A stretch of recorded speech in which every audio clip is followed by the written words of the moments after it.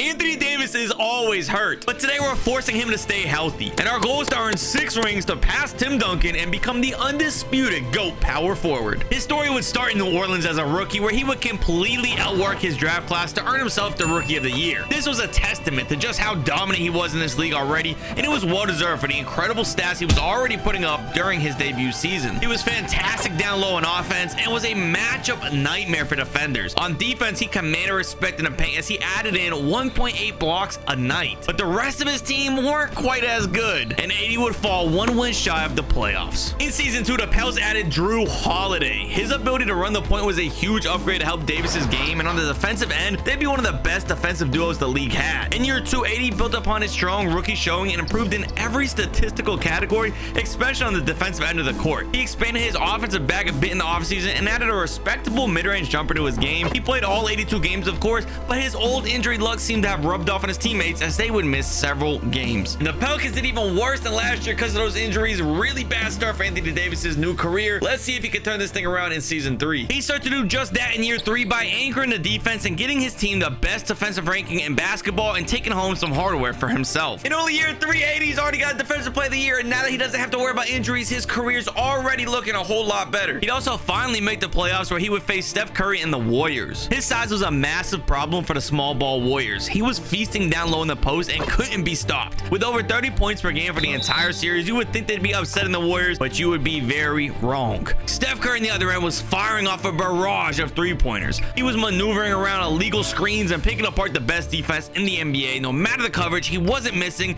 and he'd have Golden State up 3-0. And Davis would be at home facing elimination in game 4. With all the pressure on his back of being swept, this would end up being Anthony Davis's full breakout game. On both ends of the court, he had control of the match. Offensively, he was overpowering the smaller Warriors defenders. He elevated his game for the moment. He did not disappoint. After exploding for 52 points, he'd get his first win for the fans. Anthony Davis stole him for the Warriors. I wonder if he could be the first ever to come back down 3-0. And with another strong performance in game 5, the answer was no.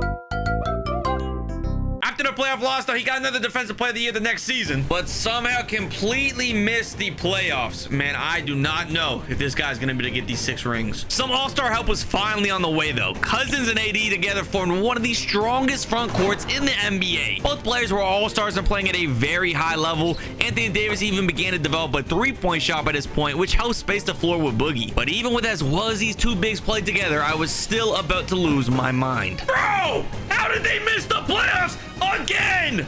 With Boogie and Anthony Davis, there's no way. On the bright side, Rondo was joining New Orleans the next year. His playmaking abilities were a huge improvement and really opened things up for AD and Boogie. Now with an elite facilitator to find him on the rolls, Davis was finally back in the winning column with the 3rd seed. But the 6th-seeded Thunder would be no laughing matter in round 1. By no surprise, Westbrook was averaging a triple-double, and Paul George was playing with a chip on his shoulder, eager for a ring. OKC would catch the Pels off guard and take game 1. Luckily, Anthony Davis was by far the best player on either team and was able to retaliate with not only a game 2 win, but moving into enemy territory, he'd continue the great play and get a 2-1 series lead. But an unlikely hero would turn back the clock in game 4. Carmelo Anthony was putting on a clinic with the ball, and he would have this thing all tied up, and from there, Russell Westbrook would take back charge and win game 5 for his team to get the edge over New Orleans. AD faced elimination in game 6, but much like he did facing elimination versus the Warriors, he would put his team on his back and dominate the game offensively. This time around, he poured in 47 points and got his team to a game 7. 2 minutes left. Rondo with it, trying to get it down low to Anthony Davis. Great post position. Smaller Carmelo on him. He's trying to add over to the lead. He gets it to go. That one's gonna pretty much do a 15-point lead. I don't think the Thunder can overcome this.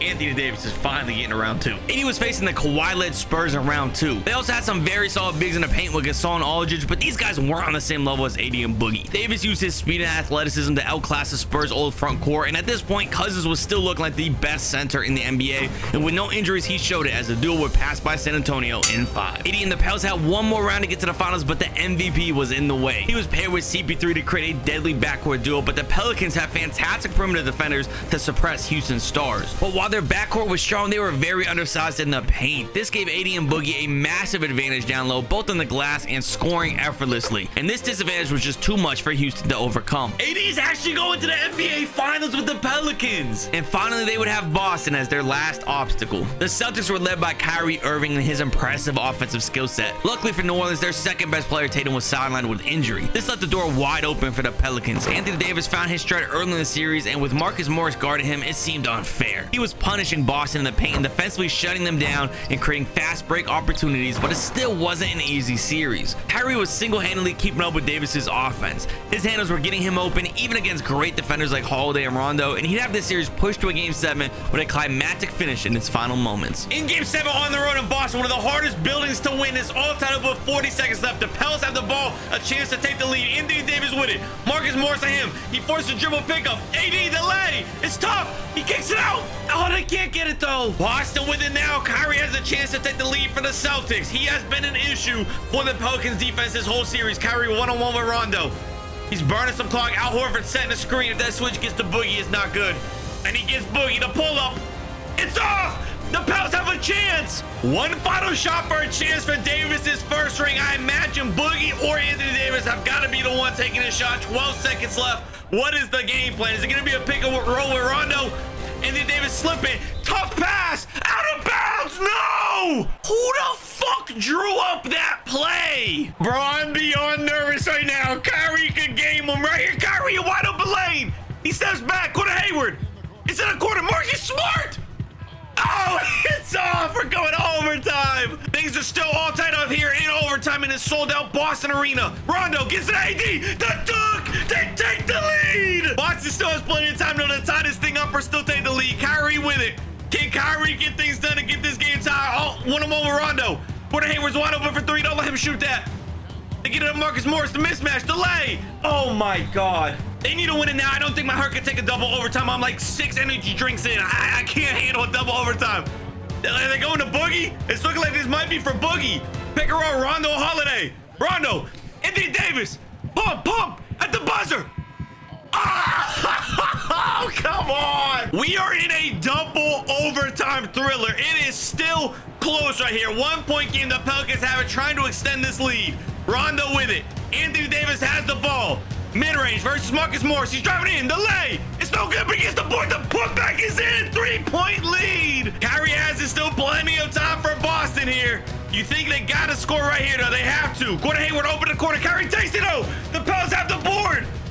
The Celtics gonna foul. They found Mirotic. And Anthony Davis has finally won his first ring, and he does it in New Orleans, which put him one step closer to our goal of 6. The following season wasn't as bright, though. DeMarcus Cousins left AD to head to Golden State, and New Orleans was terrible as a result, and AD would demand a trade. He was traded to the Lakers during the offseason, and he fit in immediately with LeBron. He was dominating with his new team and also earned a new trophy for himself. And Anthony Davis MVP. I wasn't sure he was ever going to get one, but he gets one here with the Lakers. 27-11 a game. He was just as good in the postseason as he'd run through the Warriors in round 1, the Houston Rockets in round 2, and in the conference finals, they'd beat the Clippers to advance to the finals versus the Nets, which would again feature Kyrie in the finals versus AD, except this time he wasn't alone. While Kevin Durant was putting up big stats, it still wasn't really enough compared to how much Davis was putting up on the other end with a mismatch yet again in the paint. I wish this series was more dramatic, but the Lakers honestly steamrolled Brooklyn. Well, that was easy for the Lakers. Nets really didn't even stand a chance. And Anthony Davis is now at 2 out of his goal of 6 rings. The next season, they were right back in the finals versus the Bucks. This was the first time the other team had someone who could match up well versus AD. Brook Lopez gave him some issues defensively, and on the other end, Giannis was an unstoppable train, barreling his way into the paint, throwing down ferocious jams over any defender. Milwaukee would rally behind Giannis and take game 1 versus the champs. The Lakers would strike back in game 2 and win a tightly contested matchup before heading to Milwaukee, where Giannis would again have the last laugh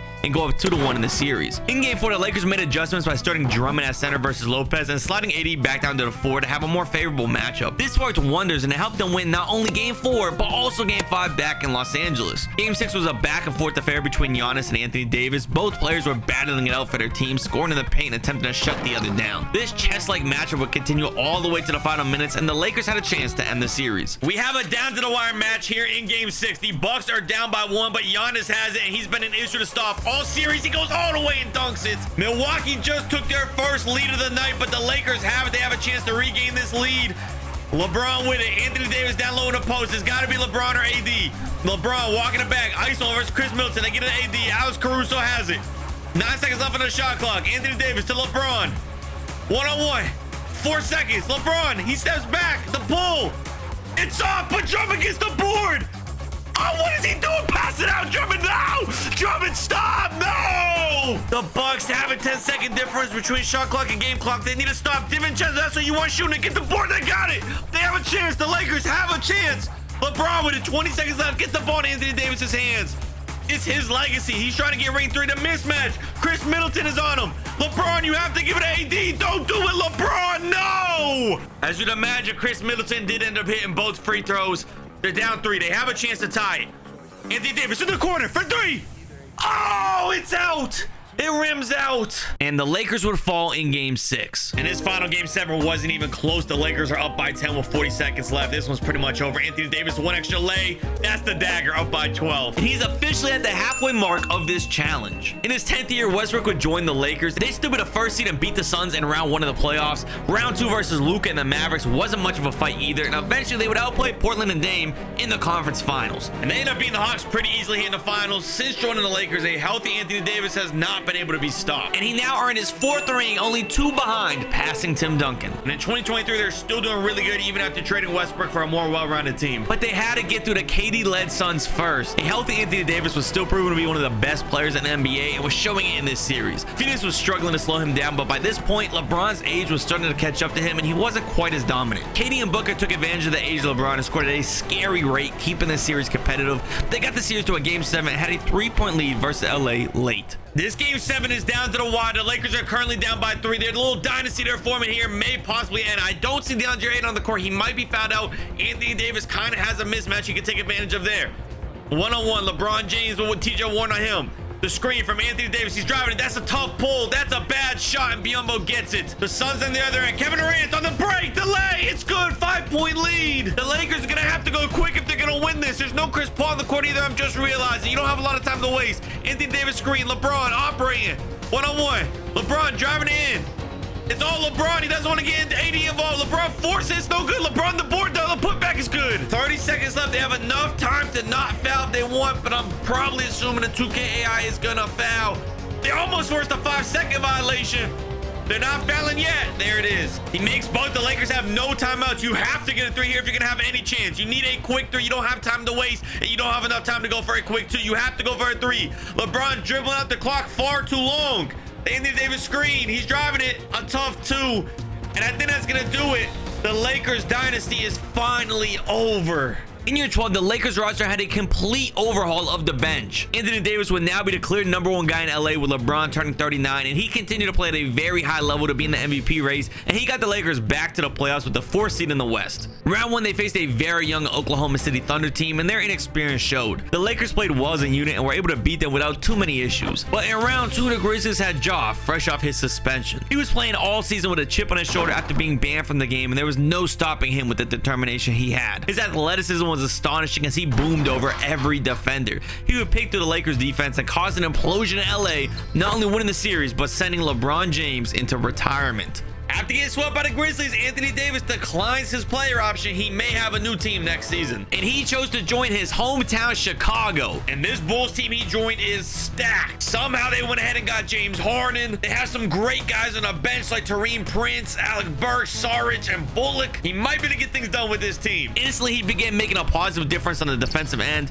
And he would also really appreciate the playmaking abilities of James Harden. The chemistry between him and co-star Zach LaVine developed quickly, and they created an uber athletic lineup between the two of them that will end up being one of the best 2-man games in the NBA. Finally, his fit alongside Vucevic was worth noting as well. They complemented each other's skill set perfectly with a fantastic pairing in the high post, low post, and needless to say, Davis felt good with his new team as they'd earned the 2nd seed. And that season was good enough for our 2nd Anthony Davis MVP here in Chicago, putting up crazy numbers. Round 1 of the playoffs, they faced a Cleveland team with a very strong starting lineup, but their bench was horrible. With the Bulls matching their star power and having a much better bench, they were able to get out of round 1 unscathed. Round 2 was the duel of Jason Tatum and Porzingis, with Jaylen Brown having left the team. Tatum was playing very well offensively, but Anthony Davis was abusing his matchup with Kristaps on the other end. Davis would go on average 29 and 14 for the series, and this was just more than the Celtics could keep up with as they'd advance in 5. In the conference finals, they have this Wizards team who don't really have a superstar, but they have a ton of length and size on this team. It could be a challenge. And I was right, as this was headed to a game 7. This game 7 so far is back and forth. It looks like the Bulls are taking a little bit of separation going into the 4th. Oh, it's becoming a blow up.